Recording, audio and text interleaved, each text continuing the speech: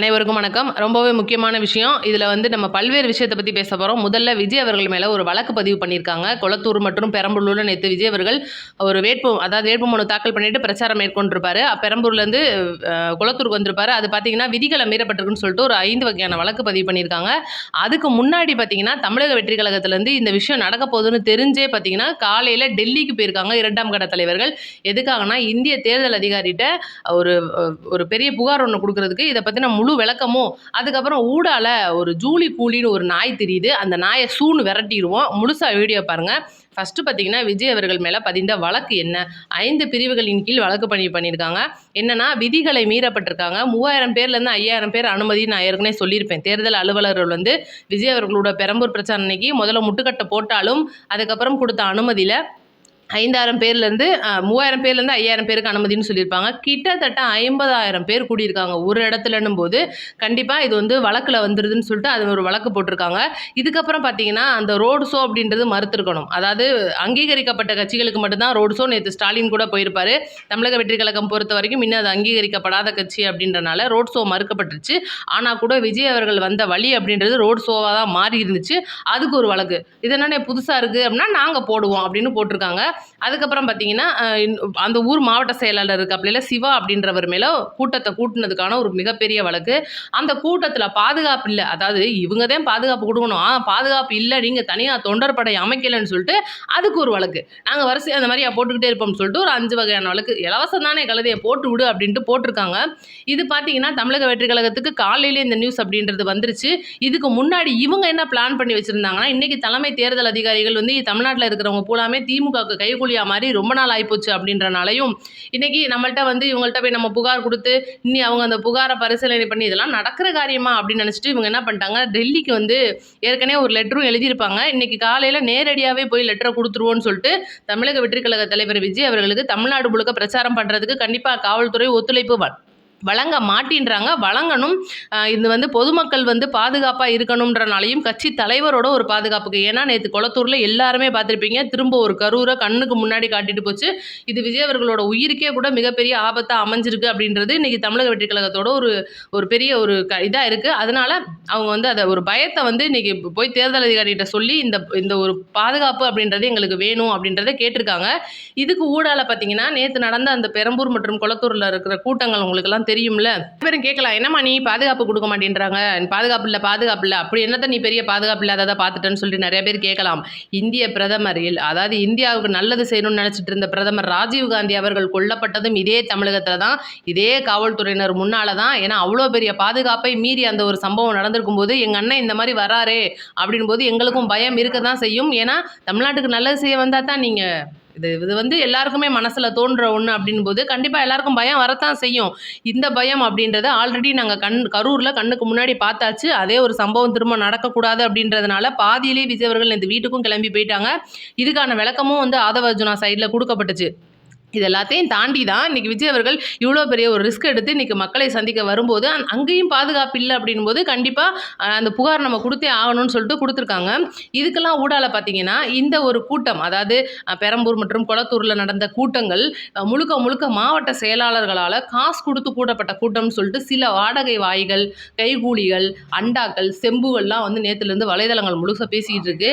ஏண்டா உங்களுக்கு கொஞ்சமாவது மனச்சாட்சி இருக்கா? பெரம்பூர்ல இருந்து அந்த மொட்டை வெயில்ல இருந்து கொளத்தூர் வரைக்கும் காசு வாங்கின ஒருத்தன் அந்த வெயில்ல வண்டிக்கு பின்னாடியே வர்றான்னா, அங்க காசு பேசுதா இல்ல தன்னோட அன்பு பேசுதா அப்படின்றத நீங்களே சோத்துல உப்பு போட்டு தின்னீங்கன்னா உங்களுக்கு தெரியும். நம்ம சொல்ல வேண்டியதில்லை. இருந்தாலும் நம்மளோட கடமை உங்களுக்குலாம் பதில் சொல்லணும்னா ஆண்டவன் நம்மளை அந்த நிலைமையில வச்சிட்டானே அப்படின்றனால நான் சொல்லிட்டு இருக்கேன்.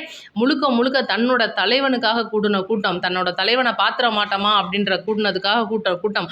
இதெல்லாம் ஒரு பக்கம் இருந்தாலும் கூட இந்த தொண்டர்கள் இவ்வளோ நாள் வெயில்ல இவ்வளோ நேரம் இருந்துட்டு இருக்காங்களே அப்படின்னு கூட விஜய் அவர்கள் ஒவ்வொரு இடத்துலையும் நின்று அவங்கள கையசைச்சுக்கிட்டு எவ்வளோ நம்மள மேலே கேஸ் வந்தாலும் பரவாயில்ல, ஏன்னா கை ஆட்டக்கூடாதுன்றது ஒரு கண்டிஷன் ரோடு ஷோ அப்படின்றது கையாட்டுறதுல ரோடு ஷோ வந்துடும் அப்படின்றனால கை கூட ஆட்டக்கூடாதுன்றதை மீறி தான் அவர் எல்லாமே செஞ்சுருக்காரு அப்படின்னும் போது நேற்று வில்லிவாக்கத்தில் அத்தனை பேருக்கு முன்னால் நம்மளால் பேச முடியலையே. ஏன்னா நீங்கள் உங்களுக்கு நல்லா தெரியும், நேற்று பார்த்துருந்தீங்கன்னா பெரம்பூரில் அந்த பெரஹள்ளின்ற ஏரியாலையும் சரி கொளத்தூர்லேயும் சரி விஜய் அவர்கள் 2 இடத்துல பேசினா ஒரு ரெண்டு பேச்சுமே பார்த்தீங்கன்னா கீழே ஒத்து போகிற மாதிரி தான் இருக்கும்.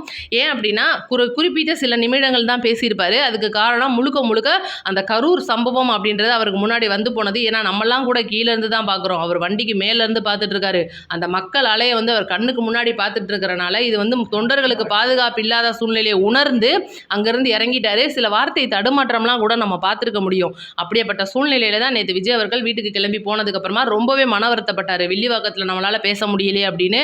அதுக்கப்புறம் கூட அதுக்கான ஒரு தேதிகள்லாம் ஒதுக்கப்பட்டிருக்கு. இன்னைக்கு காலையில் பார்த்தீங்கன்னா அதே வில்லிவாக்கத்தில் காலையிலே ஆதவ அர்ஜுனா அவர்கள் வந்து வீடு வீடாக போய் ஓட்டு கேட்டு பிரச்சாரம் பண்ணிட்டு இருக்காப்புல.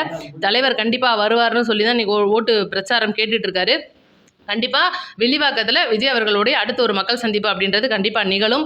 இது பார்த்தீங்கன்னா இப்போ நேற்று ஸ்டாலின் அவர்களுடைய ஸ்டாலின் அன்கோ அப்படின்றவங்களுடைய ஒரு பெரிய டீ பார்ட்டி ஒன்று நடந்துச்சு. அந்த டீ பார்ட்டி முடிஞ்சிட்டு வெளியில் வரும்போது பார்த்தீங்கன்னா சில பேர் வந்து பத்திரிகையாளரை சந்திச்சிருப்பாங்க, சில அமைச்சர்கள் அப்படின்னு சொல்லலாம். அவங்க வந்து பார்த்தீங்கன்னா இன்றைக்கி கோயம்புத்தூர் வந்து முழுக்க ஸ்டாலினுடைய கோட்டையாக மாறிடுச்சு. இன்றைக்கி செந்தில் பாலாஜி தான் அங்கே கொடி நாட்டுவார். நான் தெரியாமல் கேட்குறேன், இன்றைக்கி விஜய் அவர்கள் விபி மதியழகனை வந்து கரூரில் ஒரு வேட்பாளராக நிறுத்தியிருக்காரு.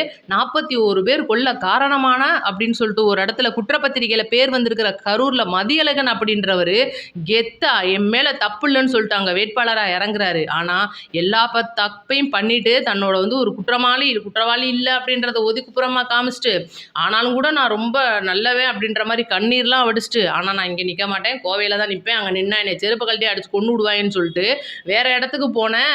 மானங்கட்ட அப்படின்னே சொல்லலாம். அவங்களுக்கு நாளைக்கு கோயம்புத்தூர் வந்து சொந்தமாக போதான். கரூர் வந்து இன்னைக்கு வந்து முழுக்க வந்து இன்னைக்கு தமிழக வெற்றிக்கழக கோட்டையாக மாறிடுச்சு அப்படின்றது கூட இன்னும் அவங்களுக்கு தெரியாமல். ஏன்னா நாங்கள் ஒன்றும் இல்லை, நம்ம மேலே தப்பு இருந்துச்சுன்னா நம்மளுக்கு பயம் இருக்கணும். மடியில் கனம் இல்லாட்டினா வழியில் பயம் இல்லைன்னு சொல்லுவாங்க. அந்த மாதிரி இன்னைக்கு விபி மதியழகன் அவர்கள் வந்து ஒவ்வொரு வீடாக போய் பிரச்சாரத்தை மேற்கொண்டு மக்கள்கிட்ட வந்து ஓட்டு சேகரிச்சுக்கிட்டு இருக்காரு. அந்த தெம்பு திராணி அவங்களுக்கு இல்லை அப்படின்னும் போதே அவங்க தோத்து போயிட்டாங்க. இந்த கரூர்ல இருந்து போனால் அந்த கோயம்புத்தூரில் நான் ஜெயிச்சிருவேன்னு கெத்தா வந்து பேட்டி கொடுக்குதே, அதுக்கு காரணம் என்னன்னு யாராவது யோசிச்சு பார்த்தீங்களா? இன்னைக்கு எங்களோட விவசாயிகளுக்காக நாங்கள் 25 லட்சம் மோட்டர் செட்டு பம்புகள் வந்து நாங்கள் விவசாயிகளுக்கு கொடுக்க போகிறோம்னு ஒரு அறிக்கை வருது முதல்வரோட அறிக்கையில். அதுக்கு இவர் என்ன சொல்கிறாரு, இந்த அறிக்கையில் இருக்கிற இந்த 25 லட்சமோட மோட்டர் பம்பு செட்டுகளும் நாங்கள் கோயம்புத்தூர்லேருந்து தான் பர்ச்சேஸ் பண்ணுவோம். அப்போ கோயம்புத்தூரில் இருக்கிற அந்த உற்பத்தி பண்ணுற ஆலைகளுக்குமான ஒரு நல்லது நடக்க போகுது, இங்கே 25 லட்சம் விவசாயிகளுக்கான பம்பு செட்டு கிடைக்க போகுது. அப்போ ஓட்டுக்கு ஓட்டும் ஆச்சு, காசுக்கு காசும் ஆச்சு, முடிஞ்சு போச்சா? அப்போ கோயம்புத்தூர் எங்களுடைய கோட்டை ஆயிடுச்சு அப்படின்ற பெரிய மனப்பாலை குடிச்சுக்கிட்டு இருக்காங்க. அதில் விழுந்துருச்சு பெரிய ஓட்டைன்ற மாதிரி இன்னைக்கு மக்கள் ரொம்ப தெளிவாக இருக்காங்க. ஒவ்வொருத்தவங்களுக்கும் நாங்கள் எடுத்து சொல்லிட்டு இருக்கோம். இதுதான் மக்களே இவங்களோட கருத்து. முழுக்க அங்கே அதாவது இது சொல்லுவாங்கள்ல, தென்னை மர சின்னத்தில் ஒரு குத்து, பானையில் ஒரு குத்துன்னு குத்துற மாதிரி இவங்க 2 குத்த பார்க்குறாங்க. நம்ம தான் விழிப்பாக இருந்துக்கிறணும். இது வந்து இவங்களோட ஒரு கருத்து அப்படின்றத நம்ம கண்டிப்பாக உடச்சாகணும். ஏன்னா இன்னைக்கு கெத்தா வந்து நான் வந்து மக்கள்கிட்ட நின்று ஓட்டு கேட்க போகிறேன், நான் வந்து ஓட்டு கேட்டு பிரச்சாரம் பண்ணி நாங்கள் மக்களுக்கு சொன்ன நல்லதெல்லாம் வந்து இன்னைக்கு நான் பண்ணி மக்கள்கிட்ட ஓட்டு கேட்க போகிறேன்றத வரல. நான் காசு கொடுக்க போகிறேன், கூப்பன் கொடுக்க போகிறேன், ஃப்ரிட்ஜு கொடுக்க போகிறேன், நிறையா கொடுக்க போகிறேன், கொடுத்து தான் நான் ஓட்டு வாங்க போகிறேன்னு சொல்லிட்டு தான் இவங்க வந்திருக்காங்க. இன்னும் நம்மளை முட்டாளாக்குறதுக்கு பார்க்குறாங்க. விழிப்பாக இருந்துக்கோங்க. இதுக்கப்புறம் பார்த்தீங்கன்னா சும்மா ஒரு நாய், ஜூலி நாயின்னு ஒரு நாய் தெரியுது உள்ளுக்குள்ள, உங்களுக்குலாம் தெரிஞ்சிருக்கும். அப்பைக்கப்போ வந்து குலைக்கும். அப்படின்னு காலில் லெஃப்ட் ஹேண்டில் டீல் பண்ணிட்டோம்னா ஓடி போயிடும். பிஸ்கட் கொடுத்தோம்னாலும் போயிடும். அந்த ஜூலி கூலி என்ன பண்ணியிருக்குன்னா, நேற்று புருஷனோட சேர்ந்து ஓட்டு போடுங்கம்மா டிஎம்கேக்கு அப்படின்னு சொல்லிட்டு பயங்கரமாக ஓட்டு கேட்டிருக்கு. புருஷங்களான்னு தெரில, அவங்கெல்லாம் நின்றுக்கிட்டு இருக்காங்க. அவங்களோட சேர்ந்து ஓட்டு கேட்டுக்கிட்டு இருக்கு. என்னன்னா ஒரு சுடுகாட்டில் ஒரு வயசான பாட்டியம்மா வந்தாலே ஐயோ பொம்பளை போனமான்ட்டு ஓடுறவங்க அவங்களுக்கு நடுவில் நின்று இந்த அம்மா வந்து ஓட்டு கேட்டுக்கிட்டு இருக்கு. யாருக்கு? அவங்களுக்கு தான் கேட்குது. நான் தெரியாமல் கேட்குறேன். இப்போ வந்து ஒரு பிரச்சனை வருது. இன்னைக்கு ஒருத்தர் மேலே வந்து நம்ம கம்ப்ளைண்ட் பண்ணுறோம். ஒரு கனிம வலையை கொள்ளையடிச்சாப்புல ஒரு எம்எல்ஏ, அது வெளிக்கலமாக தெரிஞ்சிச்சு. காவல்துறையில் வழக்கு இருக்குது. அது தீர்ப்பு வரல, வழக்கு வந்துருச்சு அவர் மேலே. இன்றைக்கி வந்து அவர் ஒரு அலிகேஷன். அது போக ஒரு நிறைய கிட்னி முறைகேடுலாம் நடந்துச்சு. அந்த ஒரு அமைச்சர் மேலேயும் இன்றைக்கி வழக்கு போயிட்டுருக்கு. அது ஒரு முறைகேடு, அவங்களே ஒத்துக்கிட்டு இருக்காங்க. அது வந்து திருட்டுலாம் சொல்லக்கூடாது, முறைகேடு. அப்படின்னா கூட முறைகேடு அப்படின்றதுல வழக்கு இருக்குது. அப்போ உண்மையில தானே குற்றம் சாட்டியிருக்காங்க. ஏன் இந்த பிள்ளைய வந்து இன்னும் தொடாமல் இருக்காங்க? இவ்வளோ தூரம் வந்து நிறைய பேர் ஜென்சிஸ் வந்து இன்னும் நிறையா கட்சிக்காரங்க, மாற்று கட்சிக்காரங்க எல்லா விவரமும் எடுத்து இன்றைக்கி ஓரளவுக்கான கேஸ் பதிகிறதுக்கான அவ்வளோ விவரங்களையும் கொடுத்துருக்காங்க. ஆனால் ஏன் இவங்க வந்து ஒன்று கூட கேட்கலாம், அதே குற்றவாளியை வச்சுக்கிட்டு இன்றைக்கி பிரச்சாரம் பண்ண வைக்கிறாங்களே, இதெல்லாம் என்னடா நியாயம் அப்படின்னு தான் எனக்கு தோணுச்சு. நேற்று ஒரு நண்பர் வந்து நல்லா கிழிச்சிருப்பாப்புல, இந்த ஜூலி கூலி அடங்க மாட்டேங்குதே, என்னவா இருக்கும் காரணம், ஏன் இந்த மாதிரிலாம் பண்ணுது, எதுவும் காசு கீசு கொடுத்துட்டாங்களா அப்படின்னு யோசிக்கும் போது தான் தெரியுது, ரெட் ஜெயின் மூவியில் சில படங்களுக்கான ஹீரோயினாக புக் பண்ணியிருக்காங்க அப்படின்னு. கர்மம் இந்த இளவு நடிச்சிச்சுன்னா அதை போய் பார்க்க வேற முடியாது. இருந்தாலும் கூட பார்க்குறவங்களும் சில பாமர மக்கள்னு இருப்பாங்கள்ல, ஓசியில் டிக்கெட் வாங்கிட்டு போவாங்க தெரியுமா, உங்களுக்கு கட்சியிலலாம் கொடுப்பாங்க, அம்மா அந்த படம் வந்திருக்கு போய் பாருங்கண்ணா. அந்த மாதிரி எதுவும் பார்க்க வைக்க போகிறாங்களான்னு தெரில. இது நடுவில் நின்று இப்படி பேசிக்கிட்டு இருக்கு. என்னன்னா ஜல்லிக்கட்டு போராட்டத்திலே ஒரு 4 நாள் காணோம். இதை உங்களுக்குலாம் தெரியும்னு நினைக்கிறேன். ஏன்னா இங்கே வந்து மதுரையில் பயங்கர போராட்டம் நடந்தப்போ எங்களுக்குலாம் அந்த நியூஸ் வந்து பயங்கரமாக போயிட்டு இருந்துச்சு. நாங்களாம் அங்கே கலந்துட்டு இருப்போம். நான் ஏற்கனவே சொல்லியிருக்கேன் இதெல்லாம். அப்போ ஒரு 4 நாள் இந்த பிள்ளையை காணோம். ஐயோ அந்த பிள்ளை வந்து போராடிக்கிட்டு இருந்த பிள்ளையை திடீர்னு காணாமாக்கிட்டாங்களே, இவங்க இந்த மாதிரி தானே பண்ணுவாங்க. ஏன்னா அப்போ வந்து ஐயா முதலமைச்சர் வந்து ஓபிஎஸ் இருந்தாப்புல. அப்போ வந்து ஓபிஎஸ்ஸை எதிர்த்து தான் அந்த பிள்ளை வேற பிரச்சாரம்லாம் பயங்கரமாக பண்ணுச்சு. காணா ஓபிஎஸ்ஸை காணான்னு சொல்லி தேடிக்கிட்டு இருந்துச்சு. என்னடா இது இந்த பிள்ளை இப்படி திடீர்னு வேற காணாமன்றாங்க, என்ன பண்ணிட்டாங்களோன்ட்டு நாங்களாம் ரொம்ப பயந்தோம். அப்புறம் பார்த்தா ஒரு 4 நாள் கழிச்சு பயங்கர காயங்களோட ரயில்வே கேட்லேருந்து மீட்டுறாங்க. அப்போவே எங்களுக்கு சந்தேகம் வந்துச்சு, ஐயோ இந்த பிள்ளை ஏதோ பண்ணிட்டு போகிறாங்களே போலுக்க, பாவத்தை பிள்ளை சின்ன பிள்ளையா வேற தூக்கிட்டு வாங்கடான்னு சொல்லிட்டு அதுக்கப்புறம் ஆஸ்பத்திரியிலாம் இருந்துச்சு. இந்த நியூஸ் வந்து அந்த டைமில் எல்லாருக்கும் தெரிஞ்சிருக்கும், தெரியாதவங்களுக்கு நான் சொல்லிட்டேன். அப்படி இருக்கும்போது இன்னைக்கு ஐயா ஓபிஎஸ் உன் பக்கத்தில் தாம்மா இருக்காரு, கூப்பிட்டு கேட்க வேண்டியதானே, காணா ஓபிஎஸ்ஸை காணான்னு போது கூப்பிட்டு பக்கத்தில் நிற்கிறவர்கிட்ட பேச வேண்டியதானே. நீ அங்கே பேச உனக்கு துப்பு இல்லாமல் எதுக்கு நாம் இவ்வளோ தூரம் அதை பேசுகிறோம்னா, விஜய் அவர்களே ஒருமையில் வாடான்றாலே இவளுக்குலாம் எவ்வளோ தெம்பு இருக்கணும் யோசிச்சு பாருங்களேன்.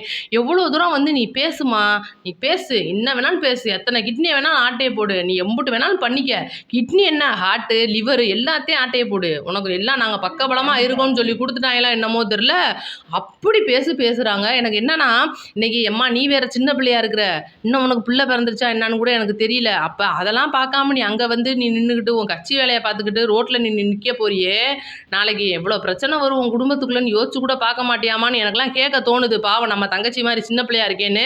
அக்கா காரியாக உனக்கு நான் சொல்கிறேன், சப்போர்ட் பண்ணுறேன். தயவு செய்து நீ என்ன பண்ணு, வீட்டில் போய் சமைச்சு சாப்பிட்டுக்கிட்டு வீட்டுக்காரருக்கு சாப்பாடு போட்டுக்கிட்டு நிம்மதியாயிரு. நீ யாருக்கு வேணாலும் ஓட்டு கேட்டு போய் தொலை, எனக்கு அதை பற்றிலாம் கவலை கிடையாது. ஆனால் தமிழக வெற்றி கழக தலைவர் விஜய் அவர்களே நான் உரிமையில் பேசுகிறேன், நான் அசிங்கப்படுத்துகிறேன்னு நினச்சிக்கிட்டு இந்த வீடியோ போடுறது, அந்த தீய சக்தி முன்னாடி நீ பேசிட்டு இருந்தீங்கன்னா உன்னை கிழிச்சு விட்டுருவேன். பார்த்துக்க, நான் நாராக கிழிச்சு விடுவேன். அங்கே அடையாளங்கள், வாழ்க்கை வரலாறுகள் எல்லா மண்ணாங்கட்டியும் எங்களுக்கு தெரியும். அதனால தான் நான் இவ்வளோ தூரம் தெளிவாக பேசுகிறேன். புரிஞ்சுக்கிட்டா உனக்கு நல்லது. இல்லை நான் மேற்கொண்டு நான் கிட்னி திருடுவேன், நான் வந்து விஜயை பேசுவேன்னு தெரிஞ்சேன்னு வையே பார்த்துக்க. அப்புறம் நாங்கள் வந்து என்ன பண்ணுவோம்னா பெரிய விளக்கமாறு எடுத்து உன் வீட்டுக்கு முன்னாடி நல்லா வீடை கூட்டி விட்டுட்டு கோலம் போட்டு போயிடுவோம், பார்த்து விட்டுக்க. அவ்வளோதான் நான் சொல்லிட்டேன். இது வந்து நிறைய பேர் நேற்றுலேருந்து நம்மளோட கமெண்ட் பாக்ஸ் நம்பிக்கிட்டு இருக்கு, அக்கா அந்த ஜூலி கூலி பயங்கரமாக பண்ணிக்கிட்டு இருக்கா என்னன்னு கேளுங்க அப்படின்னு. அவளுக்கான பதிலாக நான் சொல்லிட்டேன். இன்றைக்கி ரொம்ப முக்கியமான விஷயமா நான் காலையில் ஒரு வீடியோவும் போட்டாச்சு. இது வந்து விஜய் அவர்கள் மேலே வழக்கு பதிவு பண்ணியிருக்காங்க அப்படின்ற ஒரு அவசர வீடியோ தான். ஏன்னா விஜய் அவர்கள் தலைமை தேர்தல் அதிகாரிகிட்ட ஒரு புகார் கொடுக்க போகிறாங்கன்னு தெரிஞ்சிருந்து வந்தது. இது எதுக்காக அப்படின்றதை நான் முதல்ல சொல்லிடுறேன். இந்த ஒரு வழக்கு பதிவு அப்படின்றது திருச்சியோட விஜய் அவர்களோட வேட்பு மனுவை பெரிய அளவில் பாதிக்கும். ஏன்னா ஒருத்தர் மேலே எஃப்ஐஆர் இருந்துச்சுன்னா அதை கண்டிப்பாக பிரமாண பத்திரத்தில் காட்டி ஆகணும். ஆனால் இது வந்து முழுக்க தேர்தல் சம்மந்தப்பட்ட ஒரு கேஸாக வருது அப்படின்றனால இதை பற்றி பெருசாக அளவில் எடுத்துக்க மாட்டாங்க. அது போக காலையிலே நான் விஜய் அவர்களோட சொத்து மதிப்பு பிரமாண பட்டியல் எல்லாமே சொல்லிட்டேன். பாவங்க ரொம்ப ஏழையாக இருக்கிற ஸ்டாலின் ஐயாவை நினைக்கும் போது எனக்கு கண்ணெல்லாம் குளமாகுது. எவ்வளோ தமிழ்நாட்டை சொந்தமாக வச்சுக்கிட்டு ஐயா கையில் வெறும் 2 கோடி தான் இருக்கணும் போது ரொம்ப பாவங்க. மஞ்சப்பையோடு வந்தாங்க, இன்னைக்கு மஞ்சப்பையில் 2 கோடி ரூபா நெப்பி வச்சுருக்காங்களே அப்படின்னும் போது அதை நினைக்கும் போது ரொம்ப வயிறெல்லாம் வேற எரியுது. ஒரு பக்கம் இப்படி தமிழ்நாடை கையில் வச்சுக்கிட்டு 2 கோடின்னு கொடுக்குறாங்களேன்னு. சரி அதுதான் ஒரு பக்கம் போகுதுன்னா, நம்ம சீமான் அண்ணனை நினச்சி ரொம்ப 2-3 நாளாக நான் சாப்பிடவே இல்லைன்னா பார்த்துக்கோங்க. அந்த அளவுக்கு அண்ணனை நினச்சி பாவமாக இருக்குது.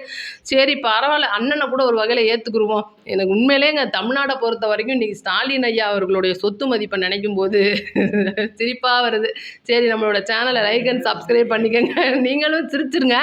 ஆமாம் 4 பேருக்கு வீடியோவை ஷேர் பண்ணி விட்ருங்க. நன்றி வணக்கம். அடுத்த வீடியோவில் உடனடியாக வந்துடுறேன், நோட்டிஃபிகேஷனை ஆன் பண்ணி வைங்க.